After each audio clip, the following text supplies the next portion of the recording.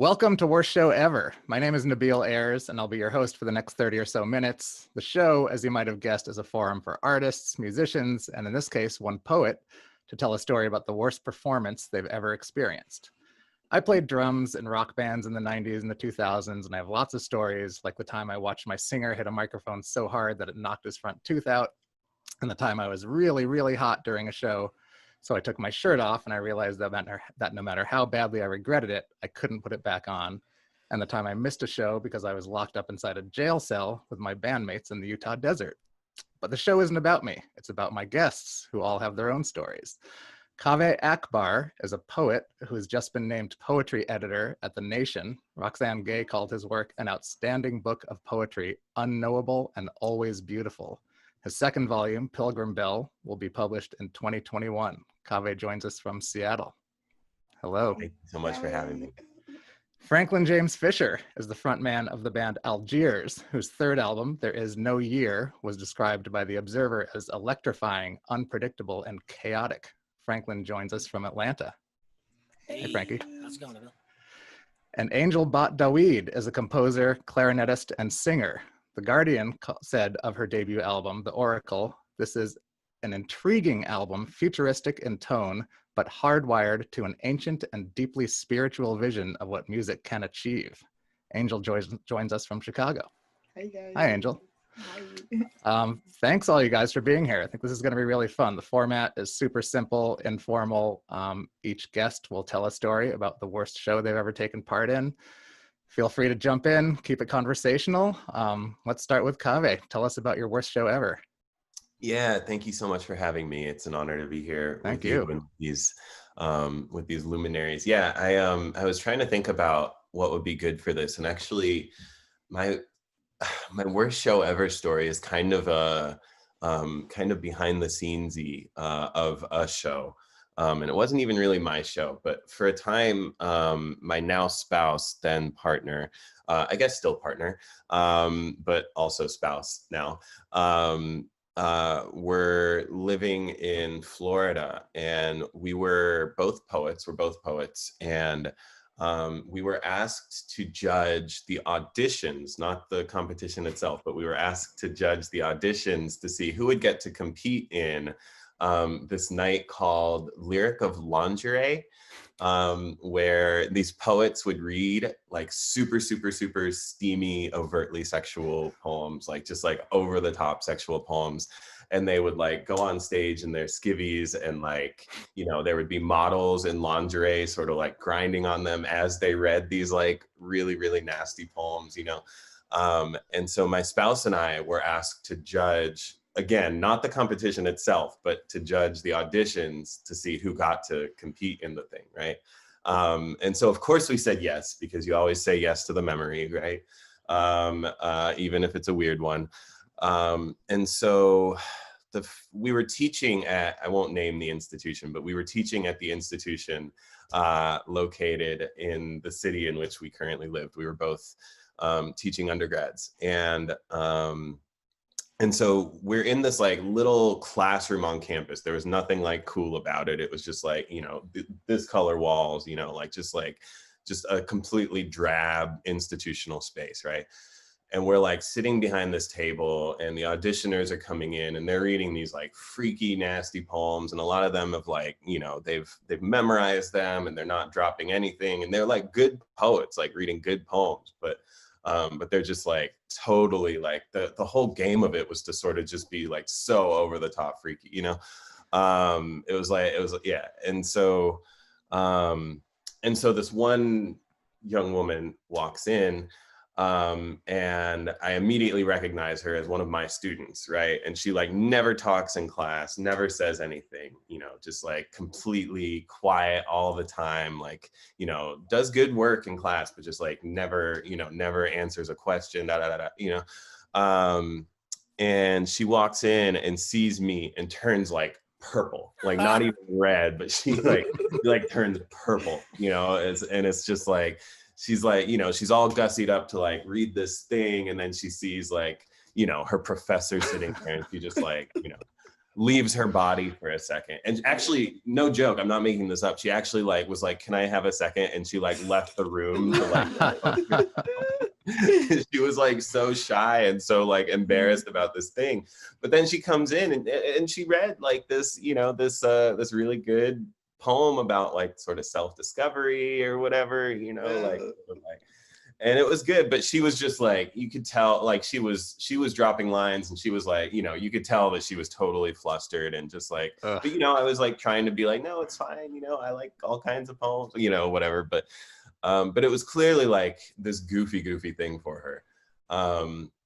And so she does her audition and leaves.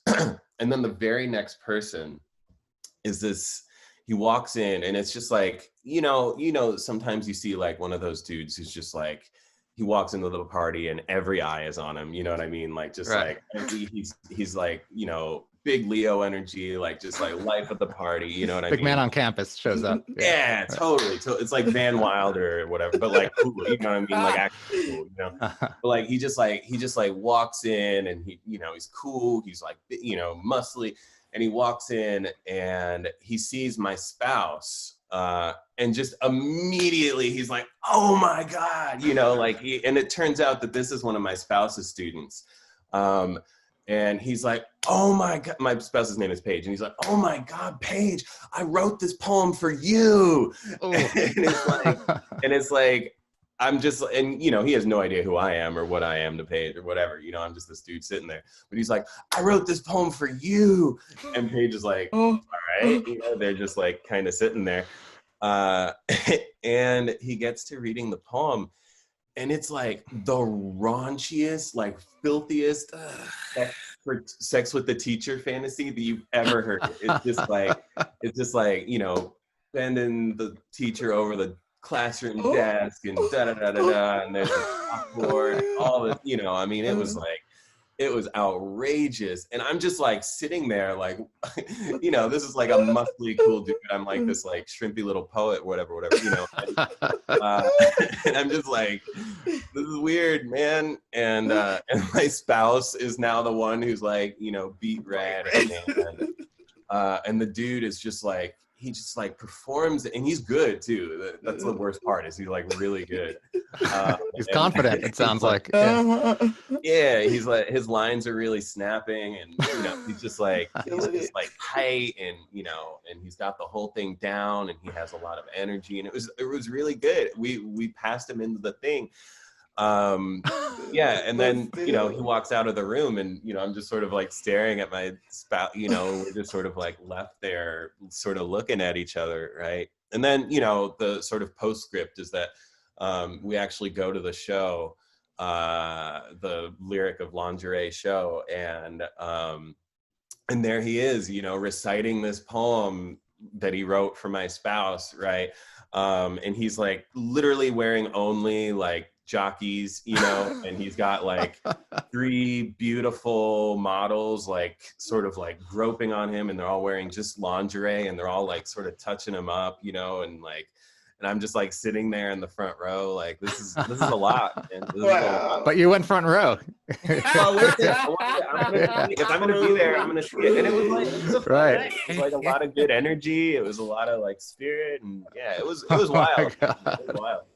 And did he win? I guess that's the real question. He didn't win, but I think he placed well. There were a lot of you were really good at the erotic poetry. Like, were you not prejudiced against him because of?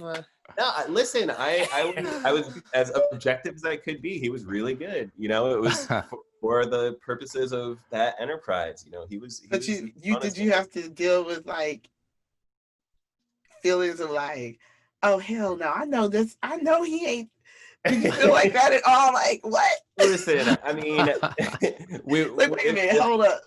If he, you know, a stiff breeze could blow me away, you know what I'm saying? Like if he wanted to kick my ass, he could. But if I, you know, afterwards, I would write a really snarky poem about it, and I'd be left with the last laugh. You know? Have you tracked his career by any chance? Did he become a poet? No. I wish him well. Listen, I wish him. You know, that took a lot of spirit and gum. But like, it was just like the polarity between like how shy my student was and how embarrassed she was, and then like how in conduit this dude was. Like how Yeah. absolutely like enervated by finding out that Paige was the judge. You know, The that's what kind exact of makes that a opposite. cool performance though, because it stretches people's like limitations, and they're like now he had a space to be able to talk about it that any other context it wouldn't have been appropriate. Yeah, no, not right. well, it was arguably not particularly appropriate in this context. But surely the rules stated that it was. Yeah. There were no rules. Right. Yeah, that's true. It's true. But yeah, I mean, like, yeah, it's a cool prompt. You know, it was definitely like you would see people who were not like out here with that big Leo energy like that, like really sort of like tapping into something. You know, Right. It was cool. It sounds fun. I mean, that you know, I think that the common thread, we've only heard one story, but there's always this sort of level of self embarrassment and humiliation and sort of fear for what might happen next, which it sounds like that was full of. That's a great worst show ever. Yeah. What's that? Well, thank you for sharing. Let's move on to Franklin. Franklin, what's your worst show ever? All right. I guess I've got a lot of worst shows ever, and I want to find out later how you weren't able to put your shirt back on. I don't quite understand the gist of it. I just didn't wonder, you know, I could cut into it really quickly. I was playing drums in this rock club, and I'm like, oh, it's really hot. I was young. I was like 21, hadn't played that many shows. I'm really hot. I've seen people take their shirts off. So I was like, I'll take my shirt off. And then I just felt, you feel so embarrassed, suddenly just so exposed. I mean, literally exposed. It's like, this is not cool. There are people really close, and I don't think they necessarily care, but I feel like they care. And now this is all I can think about, but I can't for the next 20 minutes or whatever. I can't say, oh, I'm not hot anymore. I'm just going to put my shirt back on. Like, it's off. And that was it. It was terrible. Commit to it. Every second of that show is just me thinking about my skin. Yeah, you got to, like, if you're taking your shirt off, that's a statement, man. Right. Yeah. But I'm not, I'm not this poetry guy. Anyway. Nobody started like filling up on you. Like, underwear. The bottles come out, draped in lingerie. You didn't have like the cohort of models getting ready. Not yet. To help you put your shirt on, of course. Damn, imagine if a cohort of models like emerge, but like put clothes back on you. They're like, you could probably be wearing this. Like, that's how you get away with it. We're good, but like, you probably need this. Then it's art. Yeah. Nobody asked for this. You're good. All right, Franklin, you got to pick one of your many. Yeah, mine's gonna be more of just like a series of awkward and like embarrassing events when I was just like, why am I here? I live in New York. I moved to New York about 12 years ago. I'm just in Atlanta because of COVID. I'm staying with my sister, and she runs a Uniqlo. So when I first moved to New York, I have an uncle that lives up in Harlem, and he agreed to let me stay there for like the first month while I tried to find a job and get my own place. In that period of time, he'd introduced me to this dude who lived in his building, and the cat was, for all intents and purposes, was trying to. He was a good guy, ultimately. Like, he was a nice dude, I think. You know, he was a friend, ultimately. But he was trying to hustle, and he started, like, a record company, which basically just meant he had a recording booth in his apartment. And he knew a lot of people because he cut hair, and he also, he provided, recreational things to other people in the community. Okay. And I guess if you're up in Harlem and you've been doing that for so long, eventually you get to know a lot of people in the entertainment industry and in the music industry. And I guess through his connections, he figured that he would try to throw this record company together, which was it really only consisted of this vocal booth that he had in his building. And he knew a lawyer from ages ago who kind of gave him this default contract. And it was like one of those, sign your soul to the devil contracts where, we'll own all of your masters for like 300 years. So my uncle was kind of hard to live with. And he insisted that I meet this guy because like, he plays music, come down and meet him. And I was like, all right. And I guess the guy thought I'd never been to the big city or anything like that, because he immediately kind of honed in on me and tried to get me to sign this contract with this label that he created. And there was no consideration on my part at all. That wasn't going to happen. You know, I had specific ideas of why I'd moved to New York, but it didn't prevent him from, you know, trying his best to court me as much as possible. And this usually consisted of just introducing me to, like, I guess, celebrities or famous people, but people who had absolutely nothing to do with, like, the trajectory I was on or what I was trying to do. And there were 2 shows that wound up coming out of this in particular that were equally cringeworthy for me, anyway.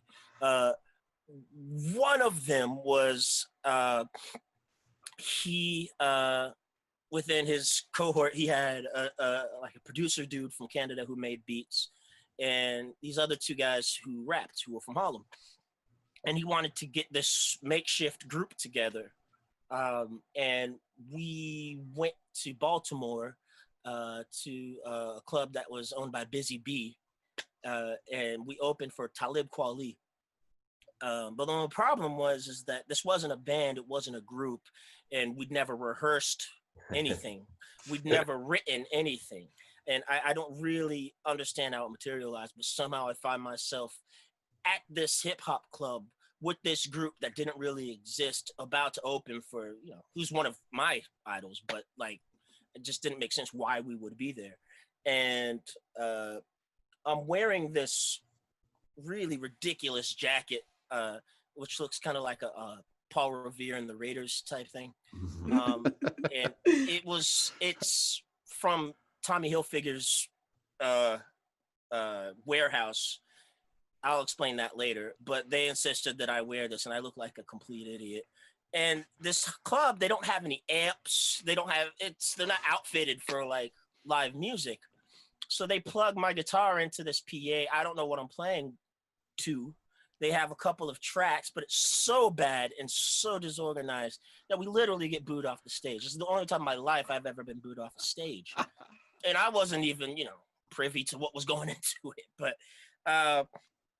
and I believe after that, we were supposed to go in and meet the headlining act, and he wanted nothing to do with us, understandably, because it was, like, super amateur and super embarrassing. And this was quickly followed by a time where the same guy, one of his very good friends named Pop, he worked for Tommy Hilfiger's brother, Andy Hilfiger. I guess he was his, like, personal assistant. And he was having some milestone birthday. I don't remember what the club was because I just moved to New York. I didn't know anything about New York. But he smuggled me into this party, and we wound up playing Voodoo Child, a really, really bad, like, dad version of Hendrix's Voodoo Child. And it's Joe Bouchard from Blue Oyster Cult and Alice Cooper on bass.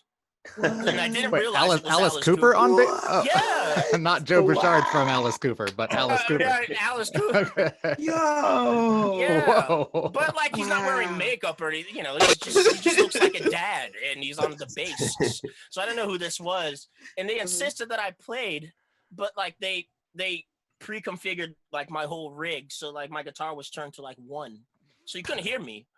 But I had to just kind of pantomime up there. And like I said last time, I was talking to Nabil about this. It was kind of tantamount to when you're in high school, you go to your friend's house to practice, and his dad comes down and he's drunk, and he kind of tells everybody what they're going to play. It's like time for him to shine. It was really embarrassing. And, like, most of the people in the crowd were just confused. The other half were really drunk and really into it.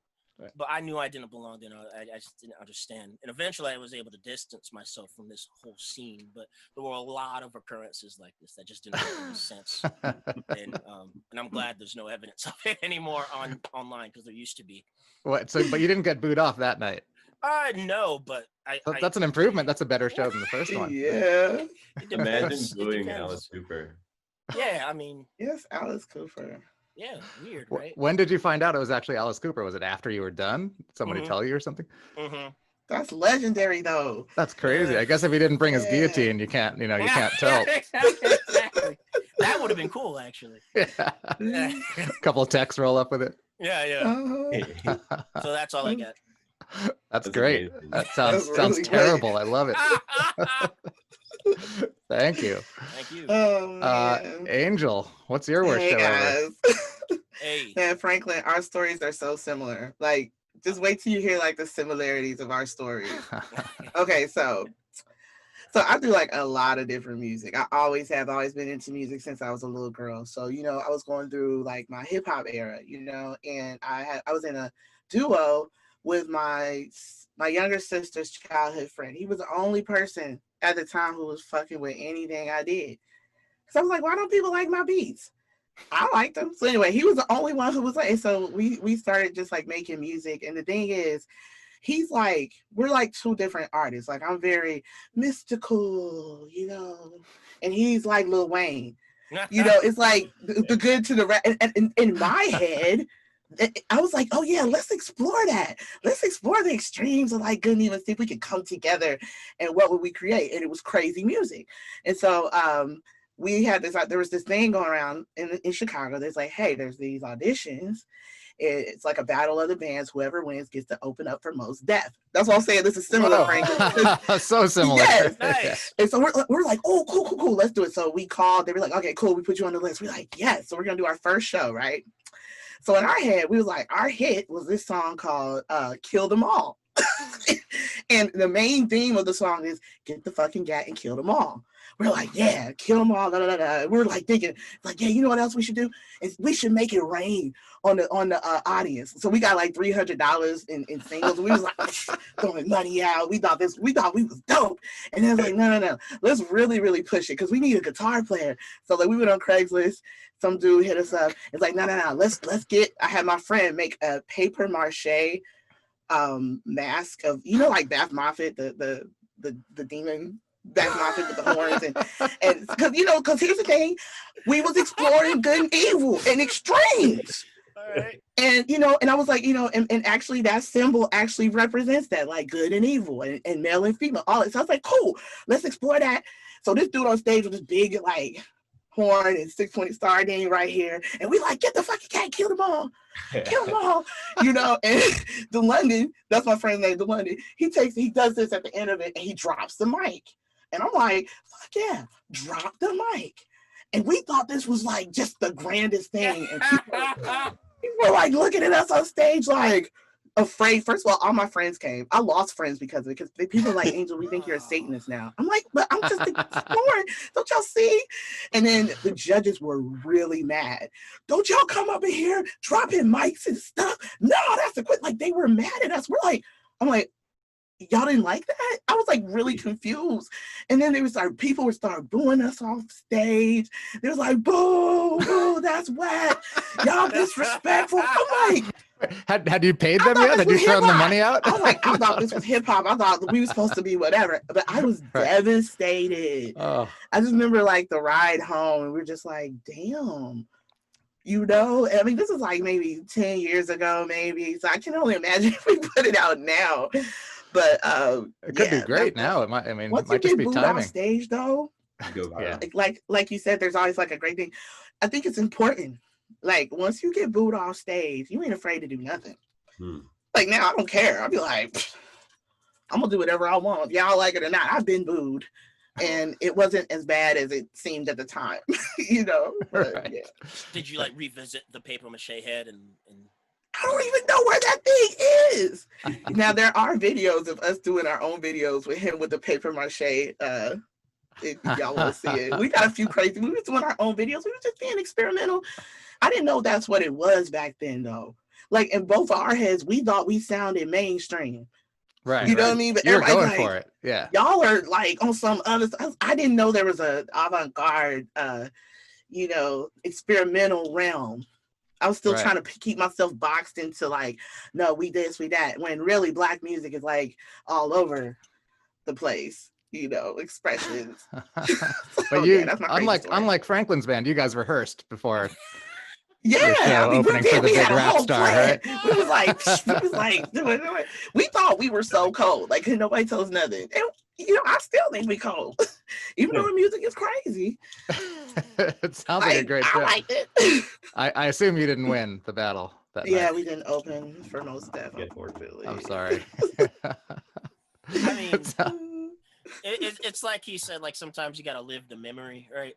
I was just into getting kicks, first get to New York, like let's get weird. Let's see what happens. Yeah. That's all right. Great story. Yeah. It sounds amazing. It's good to have a battle of the band story. That's always, I Yeah. don't have any stories like that, but I remember being in them like as a teenager, and it's just like, yeah, you think you're amazing, and of course you're gonna win, and everyone feels like that, and that's what's so interesting about it, and that's what the poet and everyone sort of has that in common. Like, this is gonna make our big break. It's like you put so much. I remember how like that was like the most important thing at the time, that we were just talking about it for all, like, this is our moment, only to be crushed. Well, I also feel like rough. I also feel like these memories sort of make you like those moments when it's really hitting, and like you give like a really, really great show, and then you feel like Jimi Hendrix at a high school talent show or something like that. But then it's like you have these other things to like balance that out. You know what I mean? It's like you can't think you're like such hot shit because you've also been booed off a stage. Right. Humiliation is important. Like the root word of humiliation is humble. That shit keeps you humble, especially if you got many gifts and talents, which everybody here has. Amazing gifts and talents, man. That shit keeps us humble, keeps us like, well, let's not let this head get too big now. You've been booed off stage. Don't ever forget that. That feels like the perfect endpoint to me. I think you nailed it, Angel. Yeah. Thank you guys so much for joining. It's been really fun. Thanks for Hope to see you all soon. Thank you. Maybe even on stage. I'm looking at both y'all's stuff too. I just can't wait to listen. If we Google Angel into London, will we be able to find that? Oh yeah. Oh yeah. It's there. It's on YouTube. It's on YouTube. Yeah. Nice to meet everyone. Yeah, nice to see you guys. Thanks to Pygmalion and the invisible audience, Pygmalion. And you guys have a great night. All right, bye. Thanks. Bye, y'all.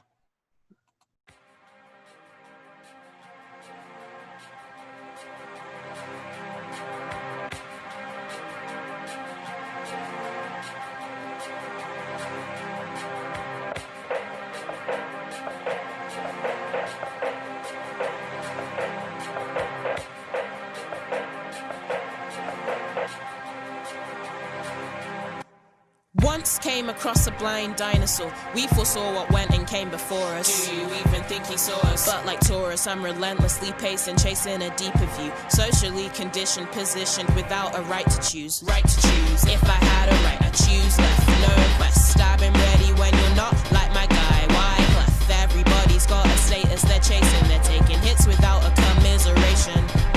If I told you everything you thought you knew were lies. If I told you that they mold you out of carbon.